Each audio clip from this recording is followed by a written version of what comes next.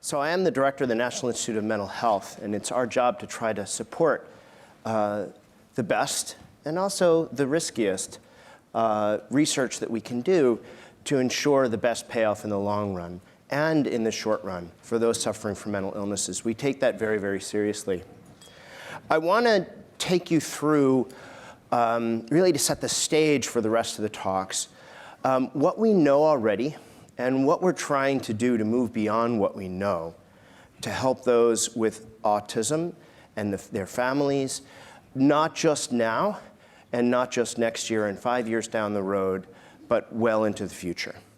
And in order to try to cover that full temporal spectrum, we really try to pay attention to understanding the disorder deeply, beginning to just break the surface of biology so that we can eventually delve deep and find the new transformative treatments of tomorrow, but also stay true to the fact that there are individuals suffering today who need answers more quickly.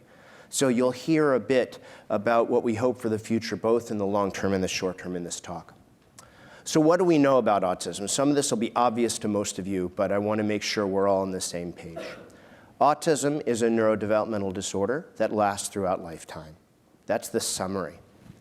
That means that things leading to a diagnosis of autism start at the very earliest stages of development with the fetus in the womb, prenatally. They then extend through birth, where if you look carefully, shortly after birth, you can sometimes find signs that a child will go on later to develop autism. Through about 1.5 to 2 years old, which is the earliest time where we can really, almost definitively, although not always, notice the signs and symptoms that make the autistic child different from a typically developing child.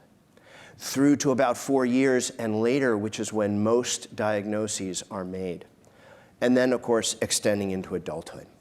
So if we take this as the timeline or the backdrop for what we know, we can place what we know within this timeline. We know a lot now about the risk factors that lead to autism.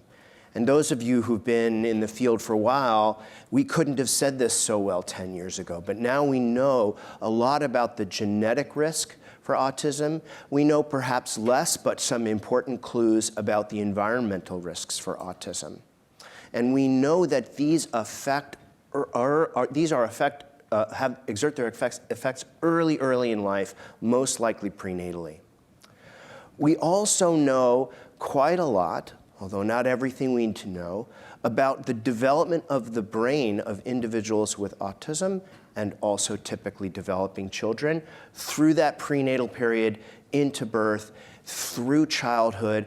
And we know that the brain continues to develop through adolescence and adulthood. If anything, that's an area that we need to understand more about with autism. But we know that brain development plays a key role, and we know we can detect differences in brain development in individuals with autism as early in those first couple of years of life. We know that with the right screening tools, we can identify quite a lot, we don't know exactly how many, maybe most, but not all, of individuals who will later go on to get a diagnosis of autism at 4 or 5. We can see them at 18 to 24 months definitively and in regular clinical practice. So we know we can do that. And importantly, there's a reason to do that, because we know that early treatment improves outcomes for children with autism. So let's go through some of the details of that. I'll skim over them, but this is a map of the human genome on the bottom, each chromosome a different color of blue. And then listed in tiny type are genes you shouldn't yet trust. They might be implicated in autism, we're not sure, but the larger ones up towards the top, these are genes in the genome that we know for sure are linked to autism. Some of them have very, very large effect sizes, so that if you have that genetic variant, you are almost guaranteed to develop autism. Others are a little bit less so. But these represent now 99 biological clues to autism, 99 opportunities to discover biology. There are likely more on the way. This is a similar map of the human genome with the chromosomes on the bottom. Each dot here is a different place now, not a gene, but a place, a location in the genome. And the ones that are above the red line are places in the genome that are definitively linked to autism.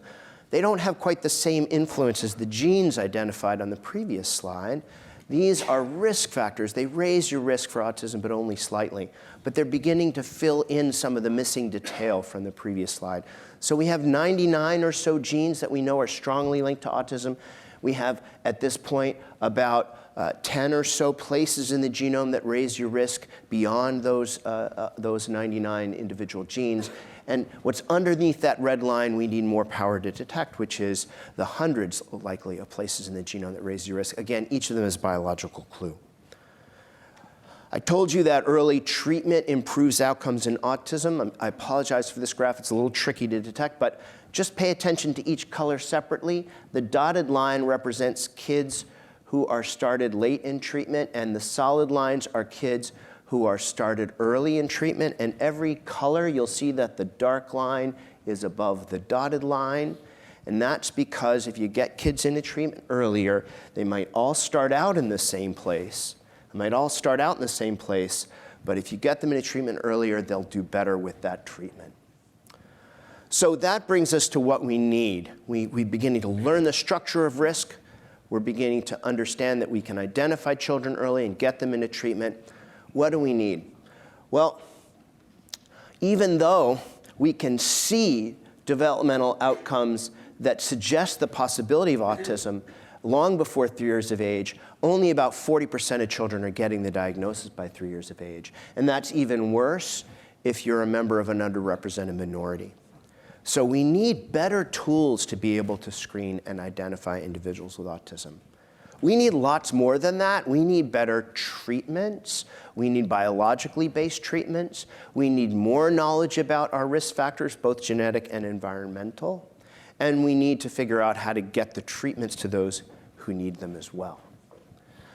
One of the ideas, though, is that if we can identify children earlier in a more robust way, then we'll be able to get these kids into treatment earlier as well, and we'll be able to maximize their function. And one clue that we can do this was published about 2 years ago now, which looked at brain scans of children ages 6 to 12 months, showing that children who are later going to get a diagnosis of autism have a different developmental trajectory compared to typically developing children. So you can't tell from one scan, but if you do a scan at 6 months and a scan at 12 months, and look at the difference, the rate of growth of the brain over that period, you see differences that can predict who will later get a diagnosis of autism. And that's 6 to 12 months. That suggests that something is identifiably different about individuals at that early stage. And we haven't been able to find those kids that early yet, to get them into treatment early enough to be able to help them out. Other fields, I don't know about you, I have a daughter. Speaking of family, my daughter, I really appreciate being in New York today because I got to see my daughter during the week, which I don't usually. She lives up here and I live down during the week in DC. My daughter at age 15 months or so was diagnosed with chronic ear infections, had tubes put in, and her language went from like 3 words to full paragraphs in a month, right? We know we can do wonderful things for kids if we help them out at the earliest possible stages and get them into the treatment they need. However, brain scans are a little impractical. What about things like eye gaze? So this is a study of infants 6 to 12 months of age watching a video of a woman talking, and what you can see is that most kids will focus their eyes, most infants will focus their eyes on the mouth and the eyes of the speaker in a video. And what is also clear from research is this, and you can see that it's on the left-hand graph. This is the percentage of time spent looking at the eyes or the mouth during when infants watch this video, and they spend 30% on the eyes, 30% on the mouth. So most of their time on one or the other. Here in red are children who later will go on to develop a diagnosis of autism. And what you can see is they're spending much less of the time looking at the mouth and the eyes.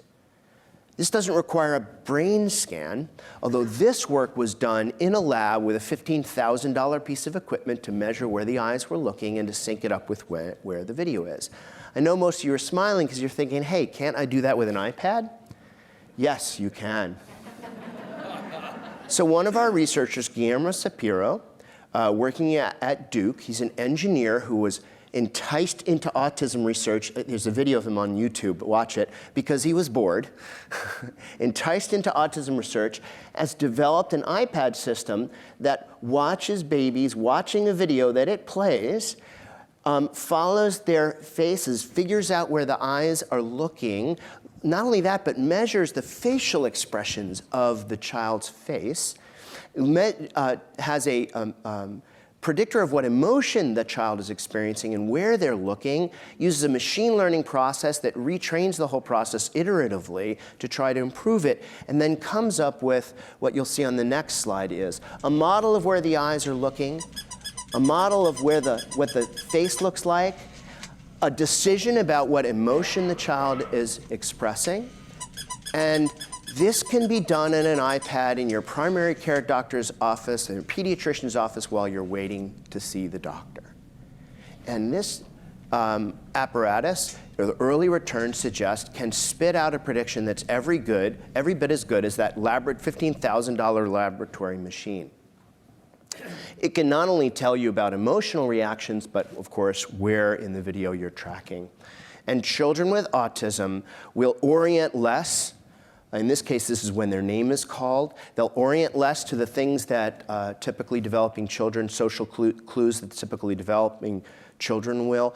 They'll take a little bit longer to orient as well. And you can use this data that your iPad can gather to screen. It's not a definitive thing, but to screen for risk for autism, so that to tell the pediatrician, you know what, you should be asking now the parents about, what's going on in the home, and maybe send this child for an evaluation. In the same way that speech and hearing tests figured out that my daughter wasn't, even though she was not that delayed in language, she was only 15 months old, my daughter had a hearing problem because they did screening for hearing in her. So if we could get this screening, that's something then we can get more children into early identification and early intervention, just like other areas of neurodevelopment already do. We can add in risk factors to that screening now that we know more about genetics, and more children with developmental delay are getting genetic testing, so we can add that into the mix. And then, of course, we still need improved therapeutic approaches throughout the lifespan. And all these things in brown, this is what we're working on. This is what we're encouraging our researchers to work on at the National Institute of Mental Health.